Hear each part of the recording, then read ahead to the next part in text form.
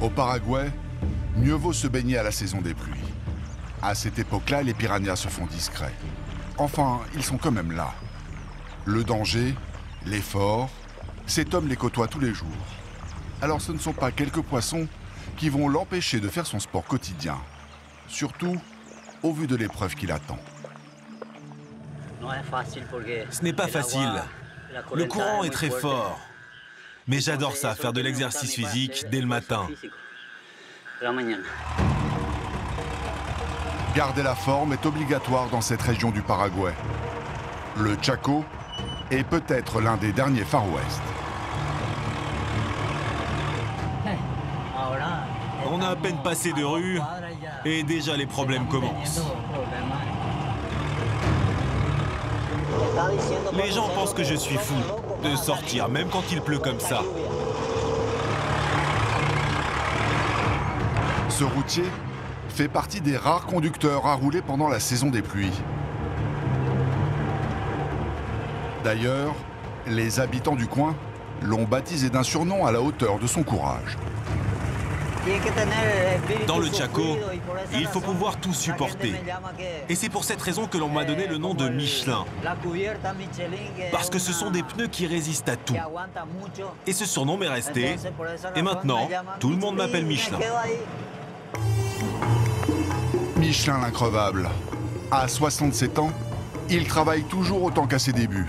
Bon, il faut dire qu'il ne touche aucune retraite. Depuis l'âge de 17 ans, il joue les transporteurs. Parfois, il s'étonne d'être encore de ce monde. Tellement la vie est dangereuse dans le Chaco. Changer un pneu, c'est déjà prendre des risques. Les jaguars ne sont jamais bien loin. Michelin ne sort jamais sans son ange gardien. Des bêtes sauvages peuvent surgir à tout moment. Et comme je voyage souvent seul ici, j'emporte toujours de quoi me défendre avec moi. C'est seulement au cas où.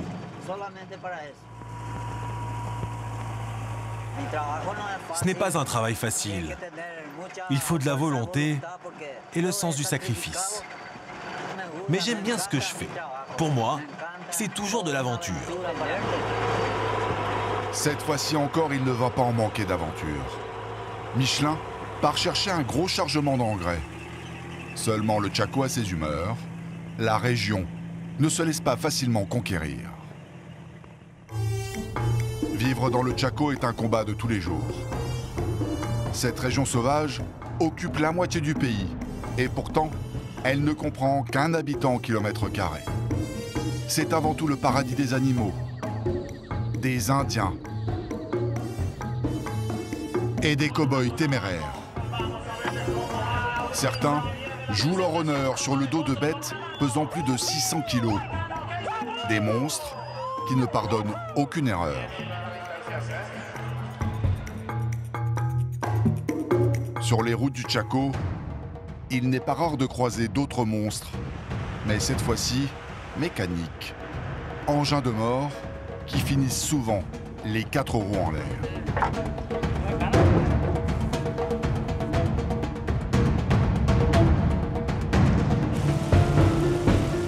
Il faut dire que le climat de la région est extrême. Suivant la saison, le thermomètre passe de 0 à 50 degrés, sans compter les pluies diluviennes. On a toujours des problèmes sur ces routes. Il n'y a pas de secours près d'ici. Et la piste est complètement défoncée. C'est le Chaco qui décide qui peut passer ici. Le Paraguay est une terre de contraste. Derrière la jungle se cachent des villes modernes. Mais les petits boulots y sont toujours bien présents. Une manière de contenir le chômage.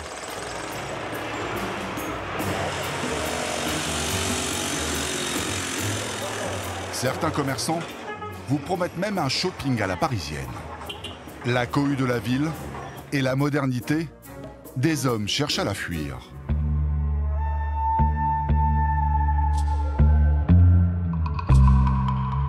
Chez les Ménonites, le compteur du temps semble être resté bloqué sur le XVIIIe siècle.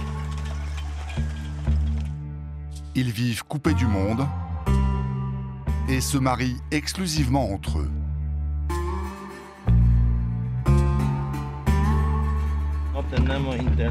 Nous n'avons pas Internet, pas de télévision ni de téléphone. Notre religion nous l'interdit.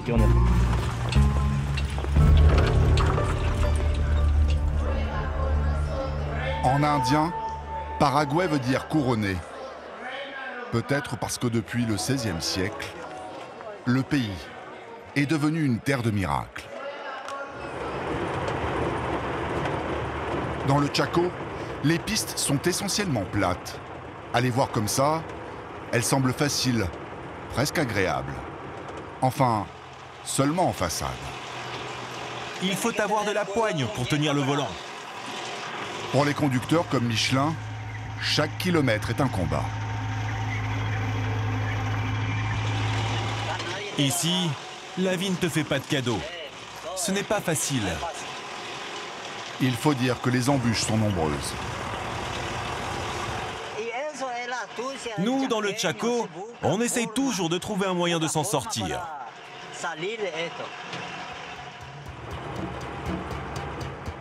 Au fur et à mesure de son avancée, son vieil engin devient presque incontrôlable. Là, c'est très dur. Le camion a tendance à partir sur le côté.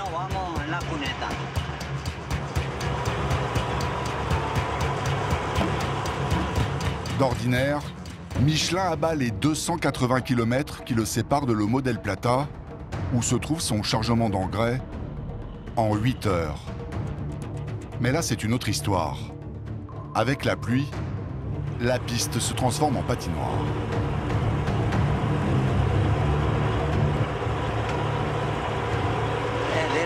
Le bord est en pente,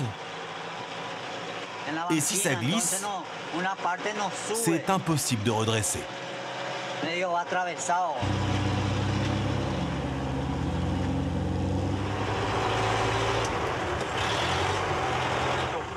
Voilà, c'est foutu. Il n'a parcouru que 10 km. Ça n'a jamais été facile pour moi. Chaque jour est une lutte sans merci. Vous savez, j'ai beaucoup d'enfants et ma mission, c'est de bien les élever. Cette bouche à nourrir, de quoi le motiver à l'effort.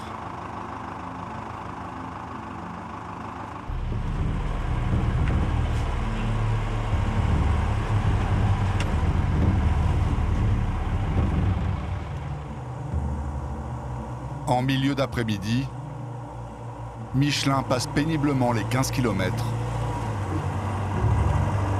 L'homme préfère jeter l'éponge. Passer la nuit dans le Chaco, c'est bien trop dangereux. Je vais rentrer chez moi. Ce n'est pas loin, seulement 15 km. Je vais les faire à pied et je reviendrai plus tard pour continuer mon voyage.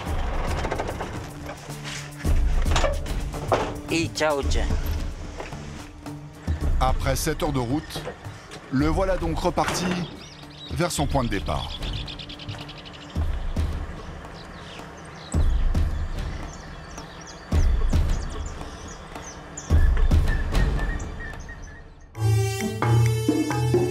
La région du Chaco n'est pas vraiment un petit coin de paradis.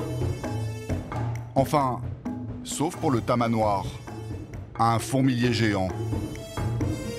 Ou encore le loup à crinière, dont le corps fin permet de se faufiler dans les épais buissons. Dans cette forêt, le thermomètre passe de 0 en hiver à 50 degrés l'été.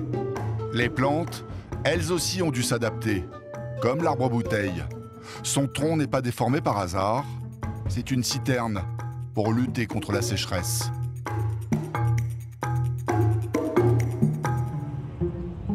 Malgré ce climat inhospitalier, d'étranges colonies d'hommes et de femmes s'y installent.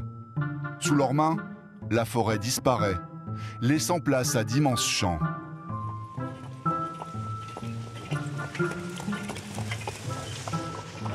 Ces fermiers semblent tout droit sortis d'un épisode de La Petite Maison dans la Prairie.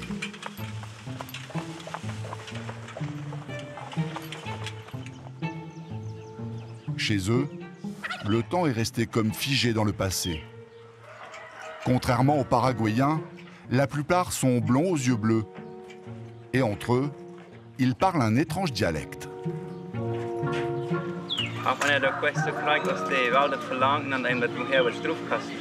Plus précisément, de l'allemand ancien. Nous sommes chez les Ménonites, des chrétiens protestants qui puisent leurs origines en Suisse, en Allemagne, mais aussi en Alsace. Les Ménonites consacrent leur vie à Dieu et rejettent toute forme de société moderne. Leur code vestimentaire date du XVIIIe siècle, comme l'idée qu'ils se font de la famille, c'est-à-dire nombreuse, très nombreuse, comme celle de Georges. Voici mon fils Georges, il a 17 ans. Juanito, 5 ans. Mon épouse. Et ma fille Elena qui a 15 ans. Margarita qui a 13 ans. Maria 12 ans. Et Anna qui a 9 ans. C'est une grande famille. Oui, et quand ils grandissent, il n'y a plus besoin de main-d'œuvre pour travailler. Et ils commencent très jeunes. Dès l'âge de 7 ans, Georges remplace les jeux par le travail. Il faut dire que pour ne pas déroger à la tradition ancestrale, les Ménonites les plus extrêmes comme Georges n'utilisent aucune machine agricole. Nous produisons 45 litres de lait le matin et aussi le soir. On apprend à traire quand on est enfant. Moi, j'ai appris en regardant ma mère.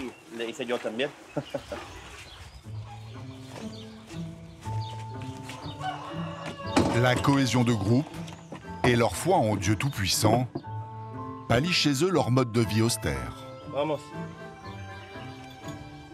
On va à l'église.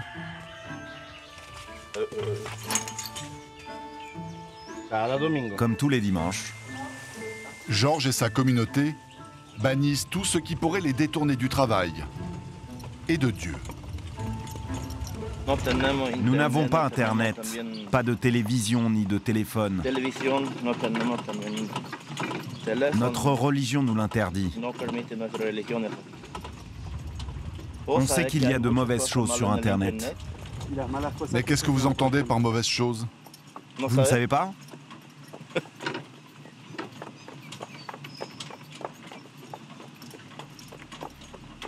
Des choses qui ne sont pas bonnes à voir. Malgré les apparences, les Ménonites n'ont rien à voir avec les sectes. Leur histoire commence en 1536. Pacifistes, ils refusent de participer aux guerres qui ravagent l'Europe. Persécutés, ils fuient au Canada, en Bolivie et en Argentine. Le Paraguay est la plus jeune des colonies. Elle date de 1927. Aujourd'hui, ils sont près de 30 000. Une vie simple, où chacun porte les mêmes vêtements pour éviter les signes extérieurs de richesse. Seul le pasteur se distingue vraiment. L'église est peut-être leur seul moment de détente. D'ailleurs, ces jeunes femmes ne sont pas habillées en violet par pure coquetterie. C'est le signe qu'elles sont célibataires.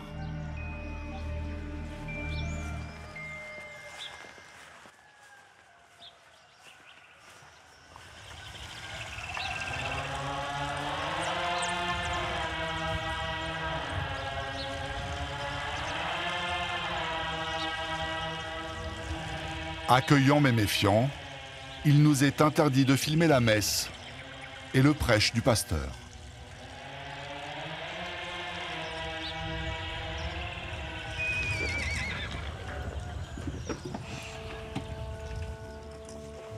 Ces femmes et ces hommes ont tous reçu la même éducation et la même vision du monde imposée par leur Église.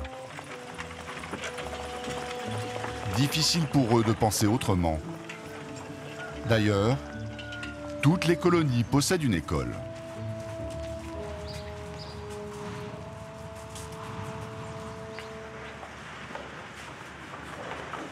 La classe se fait dans leur langue, en vieil allemand.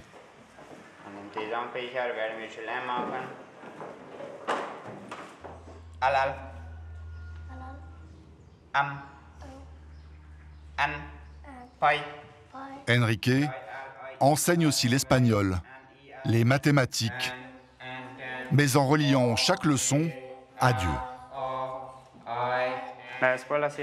L'école sert à mieux croire en Dieu, à comprendre ce que dit la Bible, qui nous apprend à rester dans le droit chemin.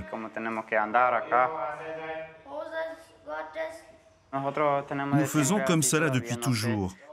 Personne ne l'impose. Nous savons ce que nous avons à faire et nous le faisons.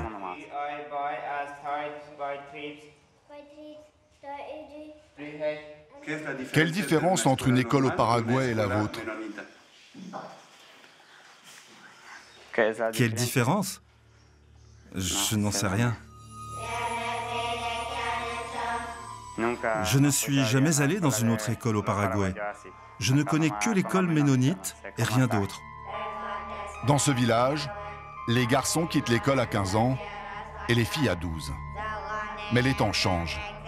Certaines communautés acceptent maintenant que les enfants fassent des études supérieures, achètent des voitures, des télés et autorisent même Internet. La colonie de Nueva Durango fait partie des plus conservatrices du pays. Pourtant, il souffle là aussi un vent de modernité. Depuis peu, les pneus ont remplacé les roues en bois. Et César n'aime pas ça. Nous ne sommes plus très nombreux à respecter la tradition. Aujourd'hui, beaucoup d'entre nous utilisent des pneus et même des voitures. Nous sommes une des dernières colonies à respecter cette tradition et à circuler en carriole. Pourquoi? C'est la tradition. Celui qui n'est pas d'accord peut toujours s'en aller. Nous n'attachons personne ici. Les Ménonites s'ouvrent peu à peu sur le monde, même s'ils continuent de se marier exclusivement entre eux. Les Paraguayens ont accepté ces communautés. Il faut dire que dans le Chaco, mieux vaut être uni. Les aléas climatiques n'épargnent personne. Michelin, le transporteur qui a abandonné sa camionnette sur la piste, faute de pouvoir avancer, se prépare un solide petit déjeuner avant de repartir à l'assaut de la route. Il est bien épais ce morceau-là.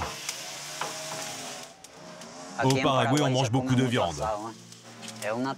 C'est une tradition car elle est très bon marché ici. Même les pauvres en mangent beaucoup. Il faut dire que la viande coûte bien moins cher que les légumes.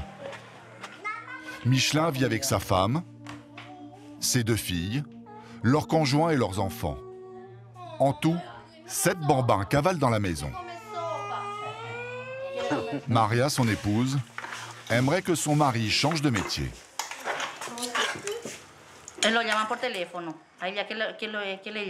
Quand les autres refusent un travail parce qu'il pleut, c'est toujours lui qu'on appelle. Tout le monde le sait. C'est le seul à être assez fou pour aller dans le Chaco dans ces conditions. Il est vraiment dingue de faire ça. Mais Michelin n'a pas les moyens de refuser. Il doit continuer quelles que soient les difficultés. La veille, à cause de la boue, il a dû abandonner sa camionnette sur le bord de la piste. Cette fois, il retente sa chance avec ses voisins. Équipés d'un 4x4, ils vont l'escorter jusqu'à la ville pour récupérer son chargement d'engrais.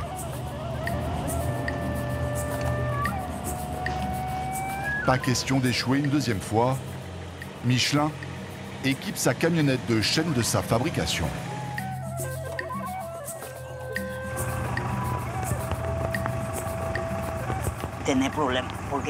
Le problème, c'est que ce camion n'est pas tout-terrain. Il n'a pas 4 roues motrices. Vous savez, les camions tout-terrain, ça coûte très cher. Et je n'ai pas les moyens. Alors je fais comme je peux. C'est une question de survie.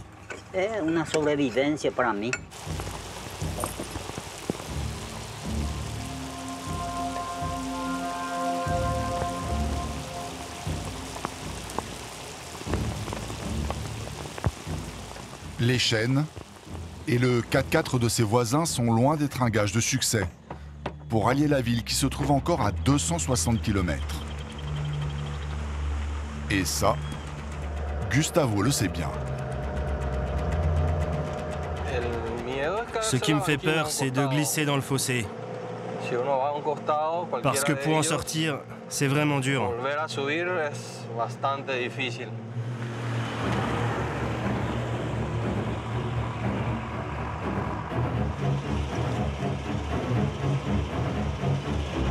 Au bout de quelques kilomètres, les chaînes artisanales de Michelin finissent par lâcher.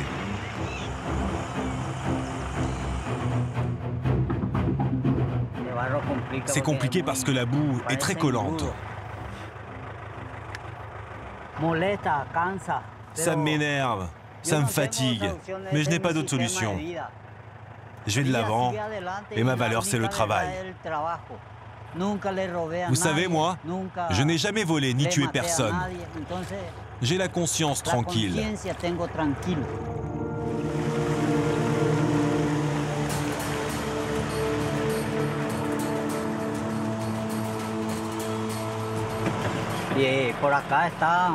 Ici, c'est très humide.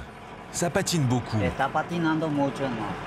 Cette partie de la route est pleine d'eau sur 2 km.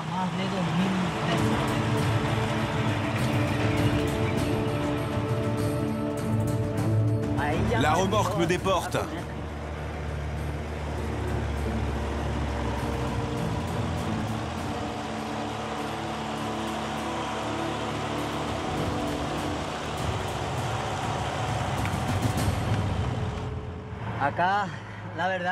En fait, la remorque se met de travers et il va falloir beaucoup d'efforts pour sortir de là.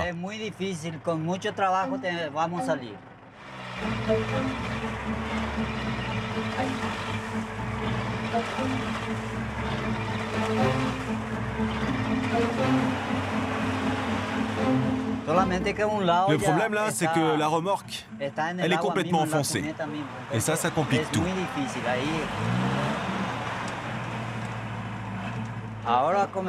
Les emmerdes commencent. Et c'est peu de le dire.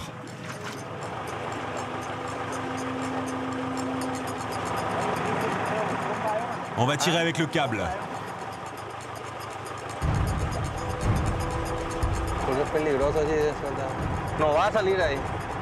No, pero la parte seca tiene que agarrarlo, si no, este te va a tirar ahí.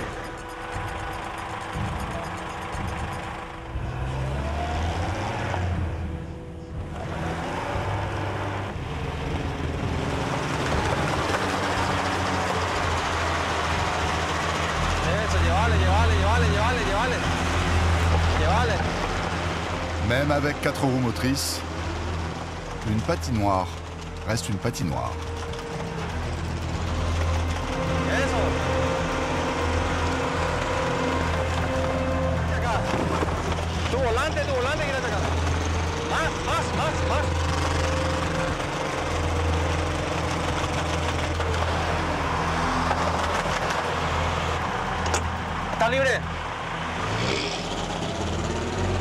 Trop tard.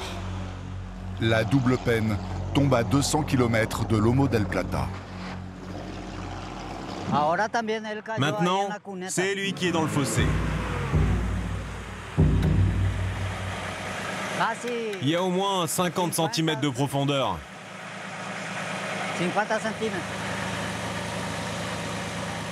6 heures de route pour 60 km. Le sort semble s'acharner sur Michelin. Même le puissant 4x4 de ses voisins s'est fait piéger. Le transporteur va devoir encore une fois jouer de la pelle.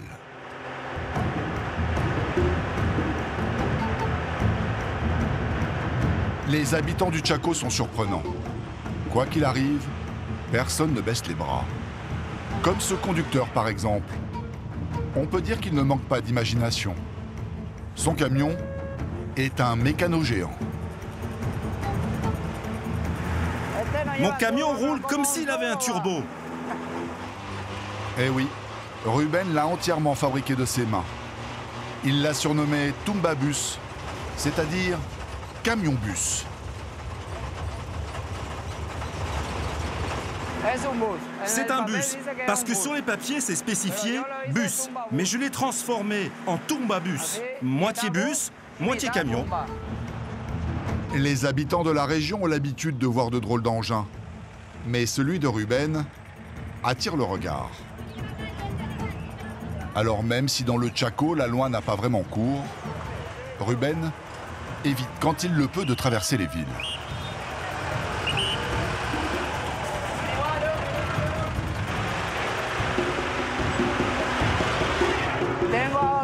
Si j'ai un accident, je n'ai pas d'assurance. Selon les papiers, je suis en infraction. Je ne suis pas en règle et tous les torts seraient pour moi. Si je reste sur ces petites routes, pas de problème. Mais je ne peux pas aller sur les nationales. C'est dangereux. Mais qu'est-ce que je peux faire d'autre? Pour Rubén, fabriquer ce camion était une question de survie.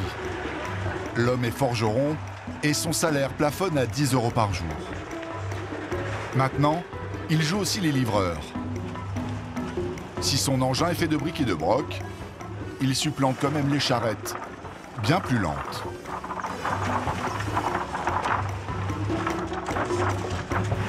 Je transporte de tout. Du bois, des cailloux, du sable. Je fais tout. Assembler les épaves d'un camion et d'un bus lui a pris 6 mois avec son frère. Mais ça lui a coûté 10 fois moins cher que d'en acheter un d'occasion. C'est un Mercedes-Benz 1113 de 1965.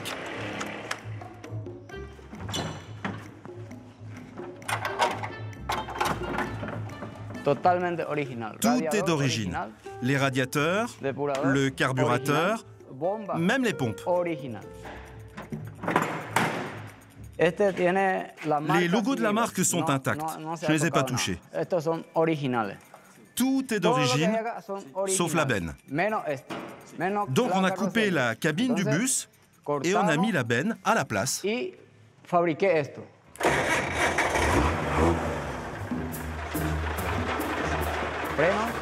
Les freins marchent une fois sur deux. Rubén a décroché une cargaison de sable à livrer. Seulement, rien ne va se passer comme prévu.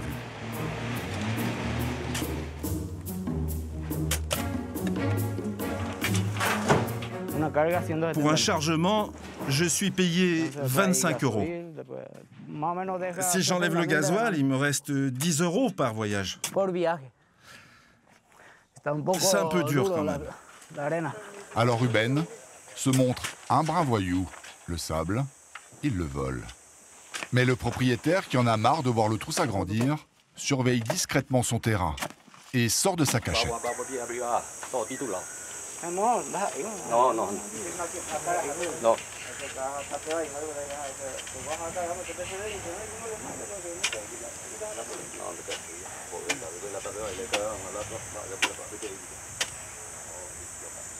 Il y a un problème. Il faut partir. Il ne faut pas traîner ici, on s'en va. À malin, malin et demi. Rubén devra trouver une autre carrière. Mais ce n'est rien, comparé aux ennuis de Michelin et ses amis. Le 4x4 et la camionnette sont toujours embourbés. El tema no es esa huella, la huella del lado izquierdo de mi rueda al lado del chofer es el problema. Esa no va a montar. Si no llega a montar, continuamos más recto.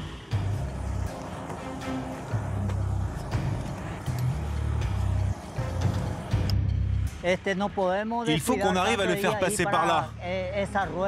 Parce que sinon, les roues vont glisser vers le bas.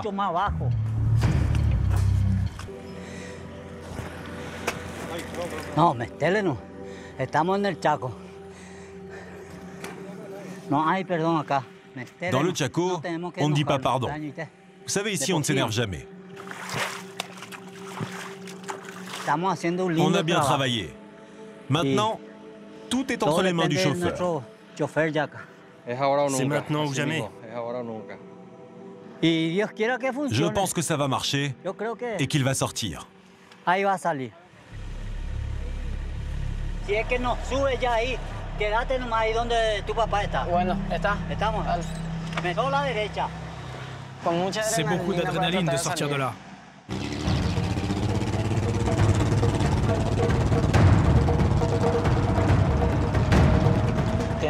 Il faut que j'accélère au maximum.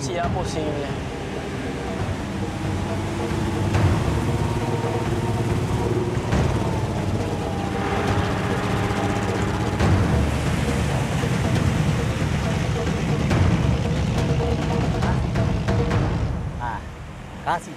2 heures de travail pour rien.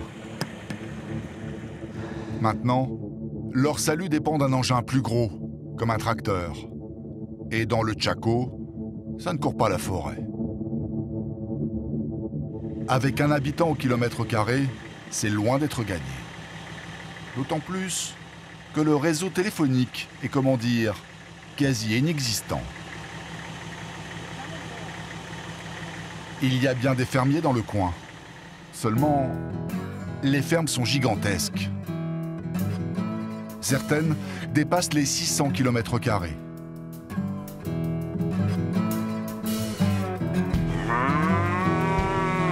Et les cow-boys qui les parcourent empruntent rarement les routes avec leurs bêtes.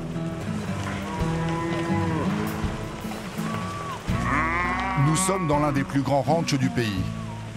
Une quarantaine de cow-boys surveillent un troupeau hors norme, 11 000 vaches. 11 000 bêtes dont il faut prendre soin tous les jours. Dans le Chaco, à la saison des pluies, les parasites pullulent. Les vaches sont leurs premières victimes. Celle-ci a les oreilles infestées.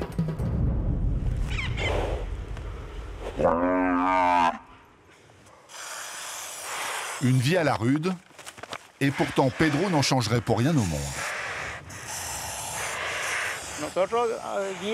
Notre travail, c'est d'être dans la nature.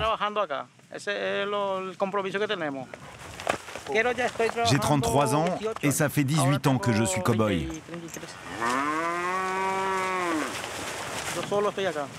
Je vis seul ici, sans ma fiancée.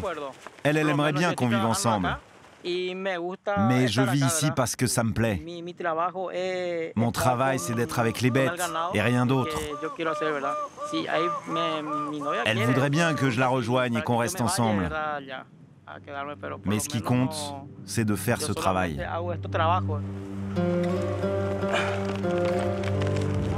Les cow-boys sont répartis sur 4 fermes.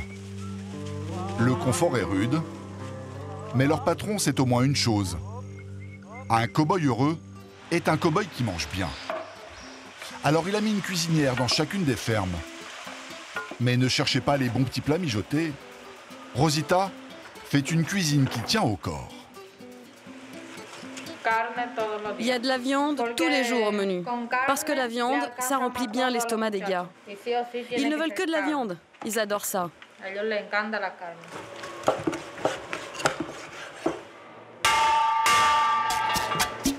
Au petit déjeuner, donc, de la viande bouillie.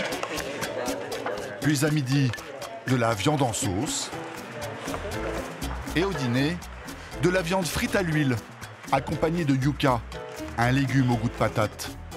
Pas très équilibré comme repas, mais il en faut des protéines pour tenir 8 heures sur un cheval. C'est pour aller chevaucher, pour éviter de déchirer le pantalon. Emmanuel dirige une dizaine de cow-boys.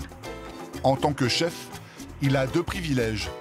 Celui de toucher 600 €, soit 200 de plus que ses hommes, et celui d'avoir une maisonnette, pour lui tout seul.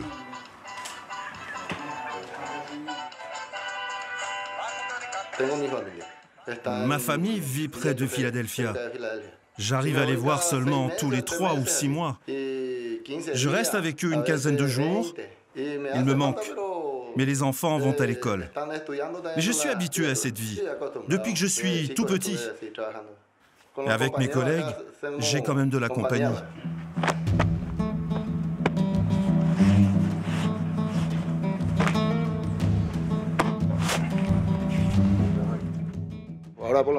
On a pas mal de travail, parce que c'est la période des naissances. et il y a beaucoup de petits veaux. Effectivement, environ 1000 petits veaux vont naître dans les semaines qui suivent.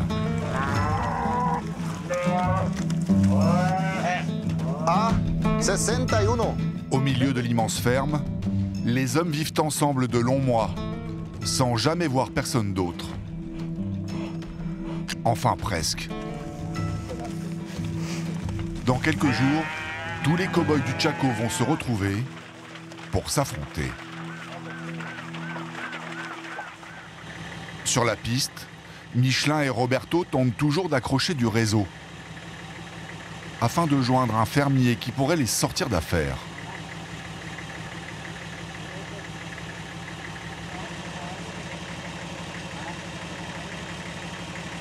Gustavo, lui, se résigne à creuser quand tout à coup... George, Micheline, puta merda, rapaz, estamos atolados aqui frente de su fazenda, rapaz. Estou aqui, venha socorrer, rapaz. Enfin, dans le Chaco, le temps n'est pas le même que partout dans le monde.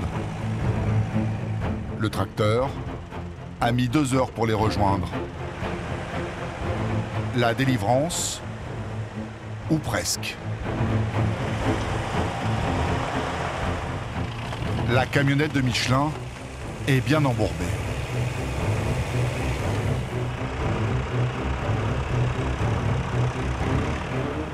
Reste une dernière technique, celle du petit train. Le 4x4 tire le tracteur qui lui-même tire la camionnette.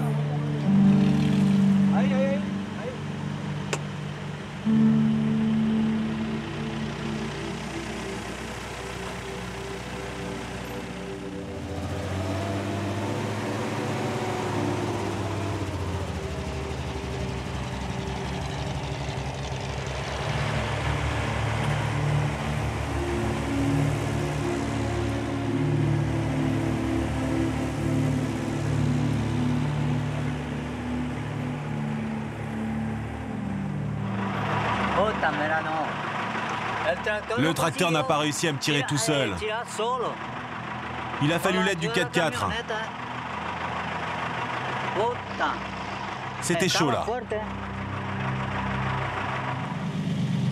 L'union a fait la force pour sortir Michelin. Sinon, ce n'était pas possible. L'adage est le même partout dans le monde. À l'impossible, nul n'est tenu. Michelin se trouve encore à 100 km de Lomo del Plata. Il abandonne pour la 2e fois. Les conditions sont trop mauvaises pour le voyage. J'ai pas le choix. Je me résigne à retourner chez moi.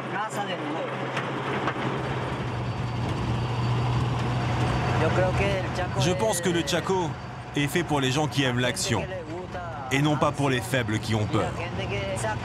Ceux-là, ils ne reviennent jamais. C'est comme ça, le Chaco. Michelin attendra la fin de la saison des pluies, dans 2 mois, pour se rendre en ville.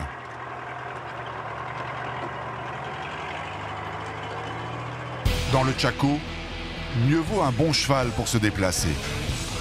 Les cow-boys, eux, n'ont eu aucun problème pour se rendre à leur compétition de l'année. Les familles se retrouvent enfin le temps d'un week-end pour admirer ses pères et ses maris qui s'apprêtent à jouer leur honneur dans l'arène.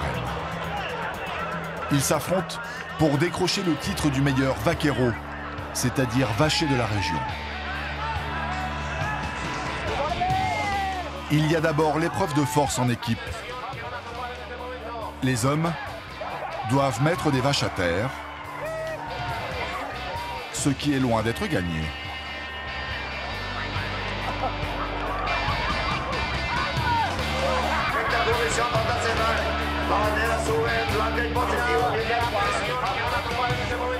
Ils doivent aussi montrer leur agilité au lasso, comme de vrais Buffalo Bill. L'épreuve reine, elle, se passe la nuit. Le rodéo demande de la préparation aux cow-boys. Ils affrontent des taureaux, ou plutôt des montagnes de muscles, qui dépassent les 800 kilos. Le but, tenir au minimum 8 secondes sur le dos de la bête. Juan représente la ferme de son père. Sa fiancée n'est pas très rassurée et elle a raison. Juan est novice. Je m'échauffe un peu. Ça m'évite de me blesser ou d'avoir des douleurs musculaires. Ça rend mon corps un peu plus fort. Aujourd'hui, c'est la première fois. Je suis un peu nerveux. Mais bon, je vais bien voir. C'est un défi qui me permet de surmonter ma peur. Christian, lui, ne connaît pas la peur. Il est employé de banque, mais sa famille tient un ranch. Il a déjà gagné plusieurs fois la compétition. Je fais ces exercices tous les jours. C'est important d'être musclé. Les muscles sont la seule protection pour ne pas se casser les os. Il a beau répéter les gestes, l'année dernière, Christian s'est fait surprendre. Un taureau l'a propulsé dans les airs. Bilan, une jambe cassée, mais pas seulement. J'ai été immobilisé plusieurs mois et je viens de m'y remettre. C'est ce sport qui veut ça. On se casse les os, on se déchire les ligaments. C'est un sport extrême. C'est très dangereux et on ne sait jamais si on va revenir en vie. Mais on est accro à l'adrénaline et on travaille dur pour réussir.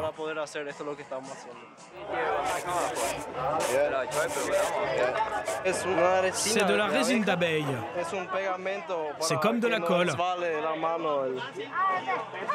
Et ça évite que les mains glissent sur les rênes.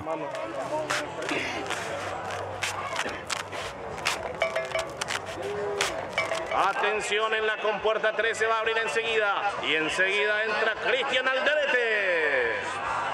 Depuis son dernier accident, Christian ne prend plus de risques. Il protège ses parties vitales avec un casque et un gilet renforcé.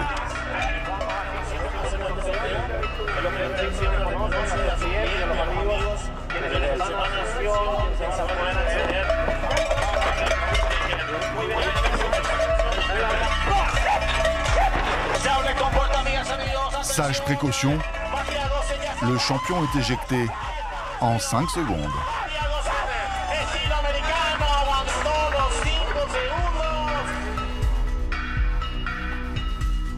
À 8 secondes près, c'était la gloire. Malheureusement, j'ai mal réagi au moment du départ. Ça s'est compliqué et je n'ai pas réussi à garder l'équilibre. J'ai fait tout ce que je pouvais. Sur les chevaux, la posture n'est pas la même. Le cow-boy s'allonge pour atténuer les ruades.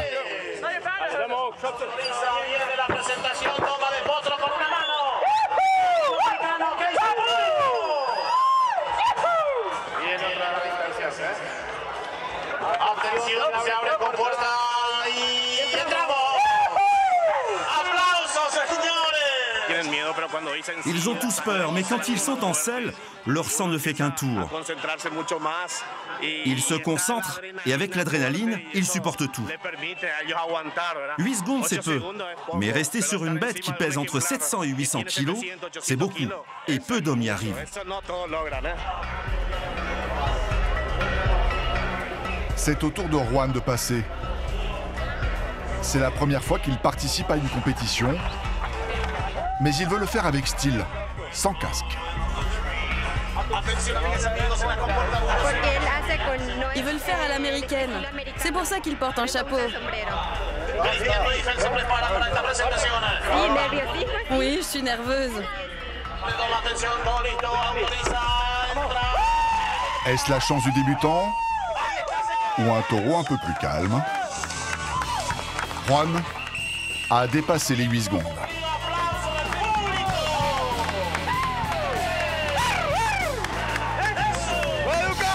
C'est plus facile que je l'imaginais. Je pensais qu'il fallait être plus fort pour ce taureau. Mais il n'est pas aussi nerveux que les autres. Les autres cavaliers ont plus souffert que moi. Ça m'a plu, mais pour aujourd'hui, ça suffit. Contrairement à l'année dernière, ce week-end-là, il n'y a eu aucun blessé.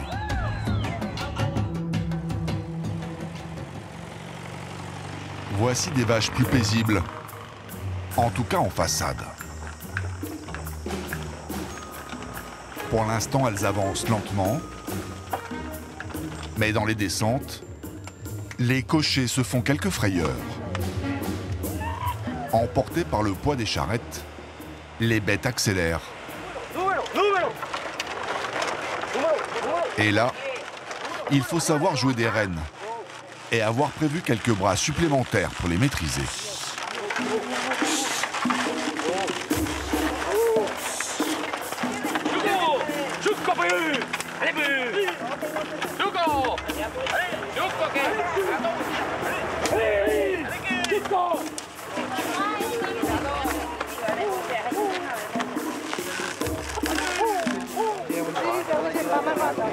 Un poco peligroso. Cuidado.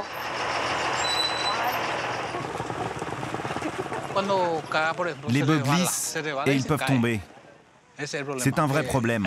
Alors je les aide à descendre. 2 semaines avant Noël, des centaines d'attelages convergent vers la basilique de Kaakupe. Heraldo fait ce pèlerinage depuis qu'il est enfant.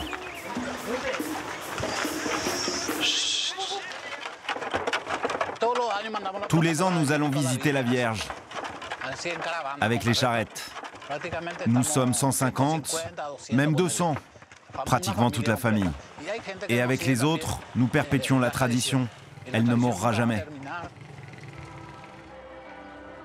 300 000 croyants viennent prier Notre-Dame des Miracles. L'histoire remonte au XVIe siècle. Converti au catholicisme, un Indien sculpte une statue de la Vierge pour la remercier de l'avoir sauvée d'un massacre. Depuis ce jour, les Paraguayens attribuent à cette statue de nombreux miracles. Heraldo n'en a jamais vu, mais il y croit fermement. Nous croyons à la Vierge. Elle nous donne la force et la santé.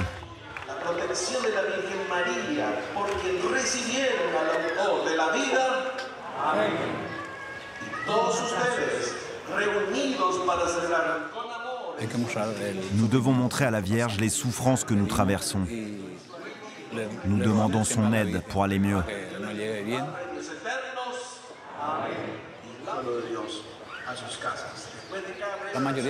Les gens malades viennent pour faire un vœu. Certains ont un cancer et ils guérissent.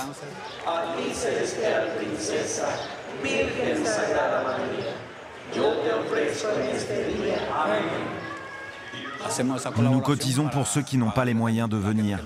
Certains sont pauvres, d'autres n'ont pas de travail. C'est pour eux que nous récoltons de l'argent.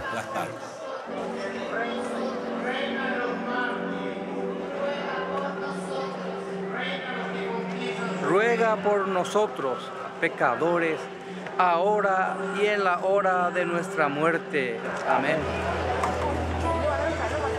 Chacun attend un signe, une guérison, une aide divine. Mais tous les Paraguayens le savent, les vrais miracles, ce sont eux qui les accomplissent tous les jours pour avancer.